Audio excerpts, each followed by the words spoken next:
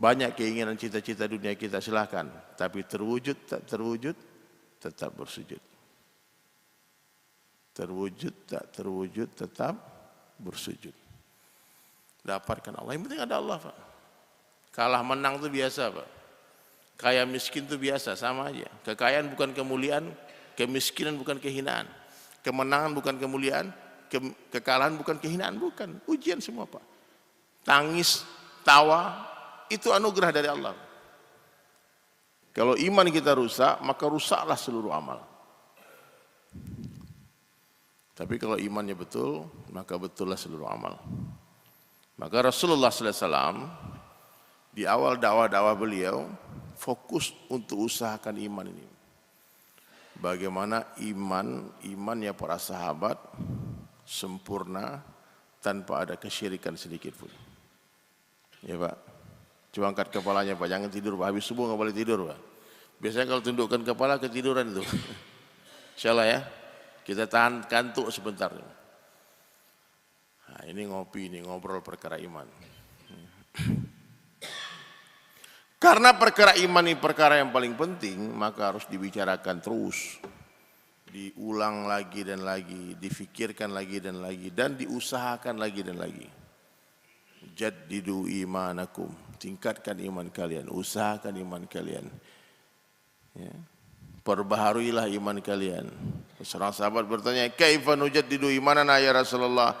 Bagaimana cara memperbaharui iman kami ya Rasulullah? Maka Nabi menjawab, aksiru min qawli la ilaha illallah. Banyak-banyaklah kalian mengucapkan kalimah la ilaha illallah. Berapa banyak Pak? Sebanyak-banyaknya sampai orang-orang mengira kita gila.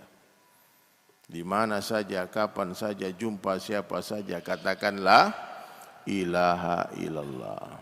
Meskipun lisan kita tak selalu berucap, hati harus selalu menafikan selain Allah. Nah itu Pak. Lihat apa saja. Contoh nih, Bapak nanti lihat matahari terbit. Banyak Pak orang lihat matahari terbit. Ini biasa aja, dia nggak ingat Allah banyak. Betul ya? Kalau malam kelam tiba-tiba nyala lampu, semua bersyukur. Kayak kemarin saya baru pulang dari Tamiang Aceh itu. Ketika nyala lampu, ada orang buat lampu sih Pak. Itu semua teriak-teriak bergembira Pak, menari, senang dia.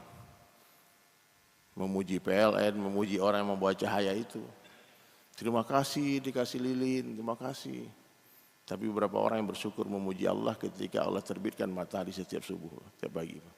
Tadi keluar matahari, cahaya gratis. Ada nggak yang bersyukur memuji Allah? Dan lihat matahari terbit, nafikan itu matahari. Itu matahari makhluk. Matahari itu tidak bisa beri manfaat, tidak bisa beri mudarat sedikit pun tanpa izin Allah. Nah, itu iman Pak. Karena kalau lupa menafikan matahari, lama-lama datang kesyirikan.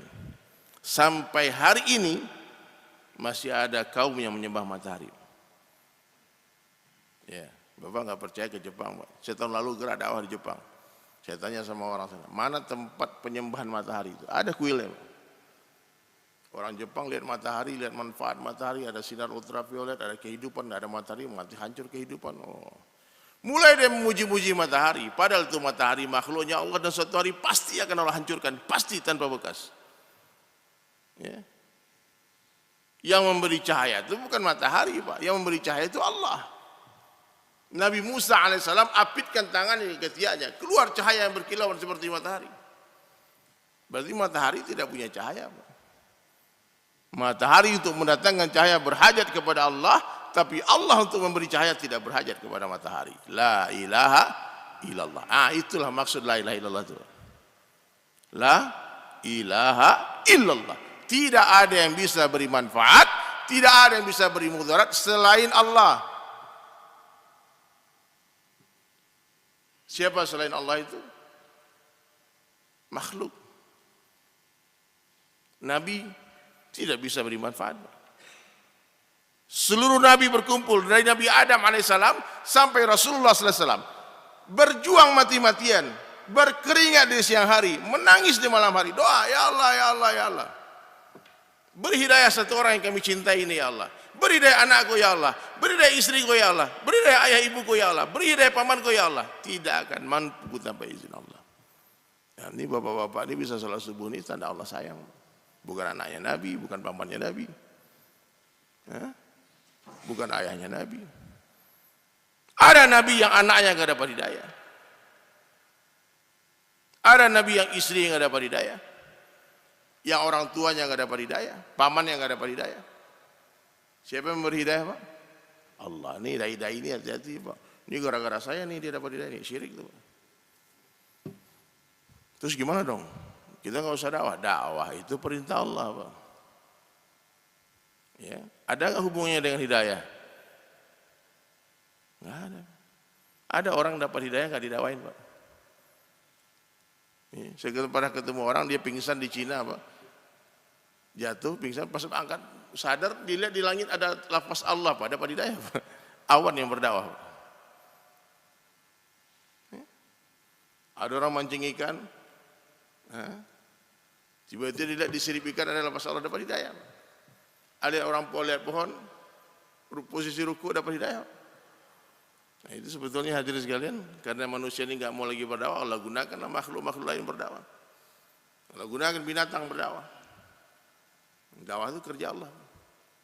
Wallahu yad'u ila Darussalam. Allah itu dai yang mengajak manusia kepada rumah.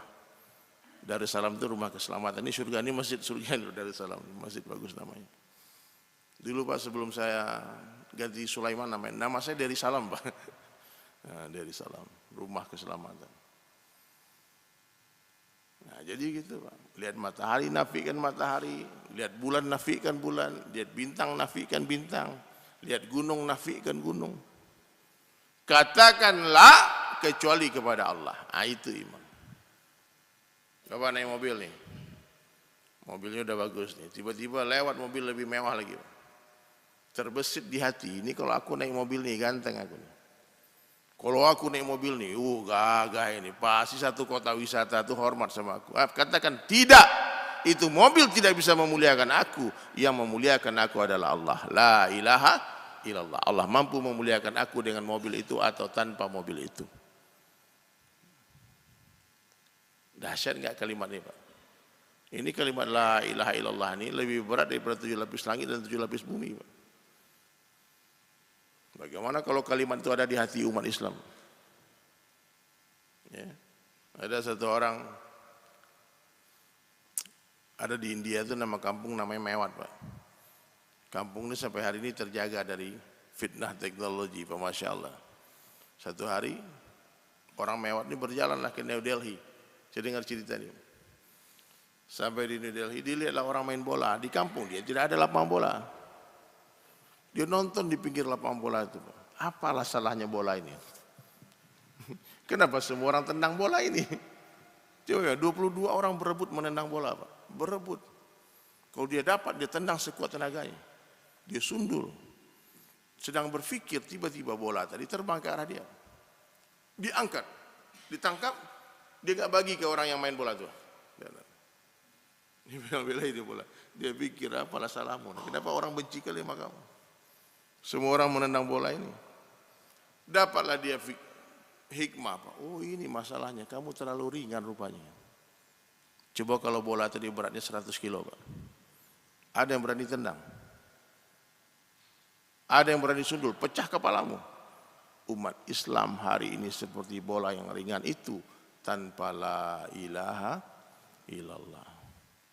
Dulu nggak bisa, Pak. Satu orang sahabat namanya Rabi' ibn Amir, Pak. Baju pun tak punya. Ya, dia bertelanjang dada, diputus oleh Sa'ad bin Abi Waqqas untuk silaturahmi ke Raja Rustum, Pak. Raja yang paling berkuasa di waktu itu. Raja Persia, Pak, Kisra ya, Persia. Dia datang.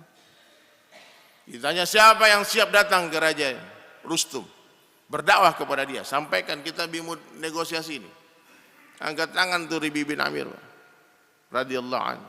Saya Amir, berangkat. Rustum menunggu utusan kaum muslimin. Dia pikir jenderal besar yang datang, 100.000 tentara di sebelah kanan, 100.000 tentara di sebelah kiri. Kalau sekarang karpet merah, Ternyata yang datang seorang sahabat Nabi dengan keledai yang kurus, ya, dengan tombak yang sudah berkarat. Di jalan ketemu seorang sahabat, Ribi mau kemana? Dia bilang mau khususi dulu. Dia mau dakwah dulu ke Rustum nih, ke Raja Kafir. Kenapa nggak pakai baju? Dia bilang saya nggak ada baju. Nih, aku baru beli kain untuk pelana kudaku, kau pakailah baju. Dia bolongin tengahnya, Pak, ditaruh di dalam, diikat pakai tali. Lalu dia sujud syukur, ya Allah, maha suci Engkau yang telah memberi aku pakaian tanpa bersusah payah. Tapi seorang sahabat yang miskin seperti itu mampu menggetarkan tiang-tiang kerajaan Kisra atau Persia. Rustum Persia apa Kisra? Takutan raja. Ya. Itu power sahabat. Orang-orang mendengar nama Sayyidina Umar bin Khattab menyerahkan kerajaannya, merjakan hartanya. Hari ini umat Islam tidak ada wibawa, tidak ada power. Kita banyak seperti buih di tengah lautan. Kenapa? Tidak ada la ilaha illallah di hati. Banyak orang berjuang hari ini, Pak, menafikan Allah. Yakin dengan teknologi, yakin dengan senjata, yakin dengan kekuasaan, yakin dengan ilmunya, bahaya. Apa kata Sayyidina Ali karamallahu wajah? Siapa yang yakin dengan kekuasaan? Ini Pak, maaf, kalau ada nih aktivis-aktivis, Pak, kita harus berkuasa. Kalau kita berkuasa, dakwah bisa berjalan. Musuh Allah ini. Ini musuh Allah, Pak. Siapa yang bilang? Guru saya bilang gitu. Kenapa musuh Allah? Ini bahaya, Pak. Rasulullah tidak menginginkan kekuasaan, Pak. Rasulullah menginginkan semua umatnya dapat hidayah. Di Mekah, Nabi itu sudah punya kesempatan jadi raja, Pak. Ditawarkan sama Abu Jahal, hai Muhammad, kita berdamai aja, jangan dakwah. Kita damai saja. Satu hari kau sembah Tuhan kami, satu hari kami sembah Tuhan kamu. Aman kan? Main dua kaki nih Abu Jahal. Dia bilang tidak bisa. Tinggalkan dakwah ini, tidak usah kau ajak kami lagi. Udahlah, aku saling menghormati saja. Apa jawaban Rasulullah? Wahai pamanku, seandainya kalian mampu meletakkan matahari di tangan kananku dan rembulan di tangan kiriku, kau berikan aku kesenangan dan kesusahan, aku tak akan tinggalkan kerja ini walaupun sekejap mata. Enggak tinggalkan. Akhirnya di Madinah jadi raja, Pak. Apa kata Habib Umar bin Hafiz? Ternyata Rasulullah tidak menginginkan agama yang wujud dari kekuasaan, tapi Nabi menginginkan kekuasaan yang wujud dari amal agama. Beda itu, Pak. Dapatkan Allah, dapat segala-galanya. Hilang Allah, hilang segala-galanya. Maka kata Sayyidina Ali, siapa yang yakin dengan kekuasaan, Allah akan hinakan dia. Siapa yang yakin dengan harta, Allah akan kurangkan hartanya. Siapa yang yakin dengan ilmunya, Allah akan sesatkan dia. Dan siapa yang yakin dengan akalnya, Allah akan matikan akalnya. Hanya orang yang yakin kepada Allah saja yang tidak akan pernah Allah hinakan dia. Tak akan dikurangkan hartanya, tak akan disesatkan dia, dan tak akan dimatikan akalnya. Maaf Pak, banyak hari ini orang mati akal, Pak. Katanya cendekiawan, katanya pejabat, katanya anggota wakil rakyat. Tapi ngomong kayak orang bodoh, Pak. Mati akalnya. Ini keadaan sekarang nih, Pak. Dunia, Pak, memperhatikan Sumatera, Pak. Saya baru pulang, pas pulang dari Lampung, kampung saya hancur di Sumatera Barat, Solo. 30 rumah lebih hanyut. Saya pulang kampung. Saya pikir di kiamat di Sumbar ini. Saya pergi ke Aceh, Pak, ratusan kali lebih parah dari Sumbar, Pak, ratusan kali lebih parah. Kami coba, apa ini ya Allah, apa ini ya Allah. Kok bisa ada orang yang mengatakan keadaan baik-baik saja, Pak? Mati akalnya, Pak. Itu mati akal, mati hati, Pak. Kok bisa orang mengatakan, kok kamu nih sok-sok si paling-paling. Itu kan kebodohan-kebodohan yang terucap. Kenapa hadirin? Karena yakin dengan intelektual, yakin dengan kehebatan, tidak boleh menyakiti. Kok bisa muncul statement-statement yang sederhana, yang kadang-kadang melukai hati umat. Orang ini ikhlas bergerak, Pak, mengumpulkan uang 10.000, 1.000, 2.000, 3.000, terbang ke Aceh, bagi makan, beli pampers, suapin orang makan. Tidak punya tools, tidak punya alat kita, Pak. Tapi karena matinya akal tadi, muncul statement-statement aneh-aneh. Dari orang yang katanya orang-orang intelektual. Maka nggak boleh yakin dengan akal, Pak. Kata Sayyidina Ali, siapa yang yakin dengan ilmu Allah sesatkan, berapa banyak orang-orang alim tersesat hari ini. Siapa yang yakin dengan akalnya, Allah matikan akalnya. Maka yakinlah hanya kepada Allah Subhanahu wa taala saja. Dapatkan Allah, dapat segala-galanya. Hilang Allah, hilang segala-galanya. Tidak masalah kita kehilangan seseorang karena Allah, jangan sampai hilang Allah karena seseorang. Tidak masalah kita kehilangan pekerjaan karena Allah, jangan sampai hilang Allah karena pekerjaan. Hilang pangkat dan jabatan karena Allah, no problem, jangan sampai hilang Allah karena itu semua. Bapak mau nggak jadi presiden, Pak, gubernur, wali kota, tapi dilaknat sama Allah mau? Mau jadi orang paling kaya di kota wisata, Pak, tapi masuk neraka? Nah, mau buat apa, Pak? Nah, ini harta dunia ini, Pak, kekuasaan ini, halalnya dihisap, haramnya diazab. Maka orang-orang dulu ketakutan, warak takut dengan dunia. Sahabat-sahabat radhiyallahu anhu menolak dunia dengan kedua tangannya, seperti hari ini kita meraih dunia dengan kedua tangan kita. Maka hadirin sekalian dirahmati Allah Subhanahu wa taala. Minta ampunlah kepada Allah sebelum ditimbun. Banyak keinginan cita-cita dunia kita, silakan, tapi terwujud tak terwujud tetap bersujud.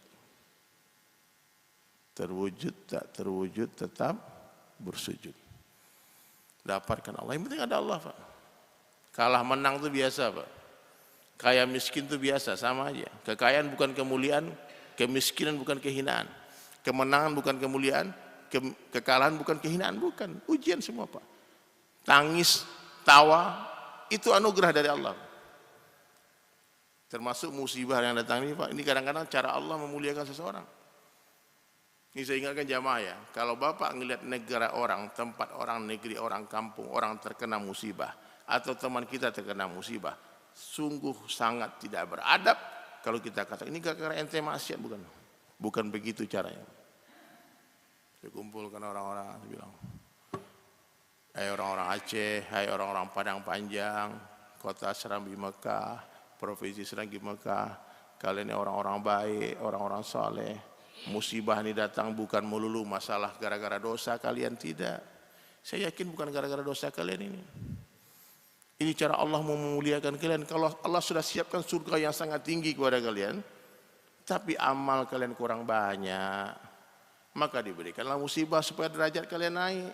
Begitu cara menghibur mereka. Tapi kalau kita yang terkena musibah, boleh kita katakan ini gara-gara dosa saya. Jangan Bapak nanti jadi relawan, ini kalian nih maksiat semua di sini. Nah, itu namanya kurang ajar. Udahlah, rumah orang hancur, anaknya meninggal, ibunya datang lagi dai menghakimi kalian ahli neraka, kalian dilakukan. Jangan begitu. Ini dakwah ini kerja hati, Pak, hati-hati. Ini banyak maksiat, bukan, Pak. Saya banyak maksiat boleh. Sama manusia lain, sama orang lain, sangka baik, Pak. Terus boleh nggak kita sangka buruk? Boleh. Kepada siapa? Kepada diri kita sendiri, Pak. Sama orang lain nggak boleh sangka buruk, Pak. Bisa nggak, Pak, kira-kira nih? Kenalan sama orang di jalan, tiba-tiba bau alkohol mulutnya, Pak. Ditanya, nggak enak. Sangka baik.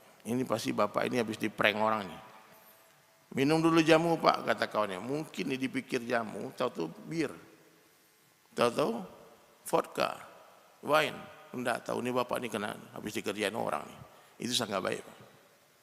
Jangan bilang ya pemabuk bapak ini, alkoholik dia ini. Oh, jangan. Kita sholat, orang nggak sholat sangat baik, mungkin dia musafir, mungkin dia jamak tadi. Lihat orang laki perempuan bergandengan, sangat baik, mungkin lagi honeymoon. Jangan-jangan selingkuh nih. Wah, terus mata-matain, rekam, posting. Oh, bahaya dia, Pak. Tajasus, memata-mata itu dilarang dalam Islam. Lihat tiba-tiba ada ustadz kiai masuk diskotik, Pak. Masuk karaoke, Pak. Hah? Imam masjid masuk karaoke. Sangat baik, Pak. Mungkin dia lagi nolongin orang di dalam. Mungkin lagi mau berdakwah di dalam. Cari 70 alasan untuk membela saudara muslim kita. Jangan cari-cari buruk orang terus. Perlakukan orang lain, kata para ulama, sebagaimana kamu ingin Allah memperlakukan kamu. Bisa nggak kira-kira, Pak? Perlakukan orang lain sebagaimana kita ingin Allah memperlakukan kita. Maafkan orang Pak kalau ingin dimaafkan Allah. Ampuni orang kalau orang bersalah, kalau kita ingin diampunkan Allah. Ringankan orang kalau ingin diringankan Allah. Cintai yang di bumi, yang di langit, kamu mencintai. Malaikat-malaikat pun kamu mencintai kita. Bisa nggak kira-kira Pak, mulai hari ini Pak, kita jadi orang baik aja.